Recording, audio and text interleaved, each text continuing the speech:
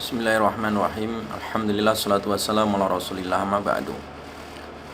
Di dalam memahami hadis Nabi SAW, kita harus memahaminya secara utuh, secara komprehensif, dan harus melihat asbabul wurud, sebab yang melatar belakangi hadis tersebut, dan juga harus melihat makna kalimat yang dimaksudkan oleh Nabi SAW pada waktu itu.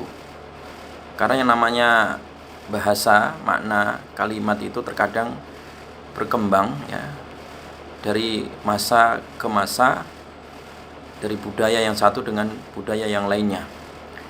Misalkan saya contohkan dalam hadis yang diriwayatkan oleh Imam Bukhari yang berkaitan tentang masalah tanduk setan. Itu hadis riwayat Ibnu Umar, di mana Rasulullah SAW menceritakan, Nabi bersabda, Allahumma barik lana fi syamina wa fi yamanina. Ya Allah, berkahilah kami di bumi Syam dan juga Yaman. Syam kami dan juga Yaman kami. Kemudian sahabat meminta kepada Rasulullah, wa fi Najdina ya Rasulullah, dan mudah-mudahan diberkahi Najd kami ya, daerah Najd kami. Nabi menjawab, Allahumma barik lana fi syamina wa fi yamanina. Semoga Allah memberkahi di bumi Syam kami dan juga di bumi Yaman kami. Sahabat bertanya lagi, bagaimana kalau ditambah wa fi Najdina ya Rasulullah, dan negara Najd kami ya Rasulullah. Sampai 3 kali, tetapi Nabi tetap mengatakan Allahumma barik lana fi syamina wa fi yamanina. Kemudian Nabi tidak berdoa berkah kepada daerah Najd itu. Daerah Najd ini. Alasan Nabi adalah hunaka zalazil wal fitan. Karena daerah Najd ini adalah pusat ya, kegoncangan dan juga pusat fitnah. Wa biha yatlu'u qarnu syaitan.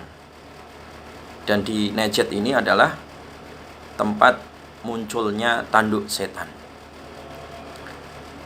Tayyib, di sini yang perlu digarisbawahi adalah kalimat Najd ya. Kalimat Najd itu, Najdun itu, yang dimaksud Nabi SAW di situ waktu itu bukan Najd, daerah Najd yang sekarang dipahami bahwa Najd itu daerah di Saudi, bukan itu. Karena Najd secara bahasa itu artinya kawasan yang tinggi. Lawan dari kata al-ghaur, lawan dari kata tanah yang rendah. Jadi negeri-negeri yang berada di dalam kawasan Tihama seperti Mekah disebut ghaur, bukan Najd ya. Sementara negara-negara yang merupakan kawasan tanah tinggi terletak di sebelah timur Madinah. Jadi waktu itu di sebelah timur Madinah, di mana Nabi SAW mengatakan hadis ini ya, yang dimaksud Najd di situ adalah kawasan tinggi sebelah timur Madinah, yaitu yang dimaksud adalah kota yang ada di Irak itu.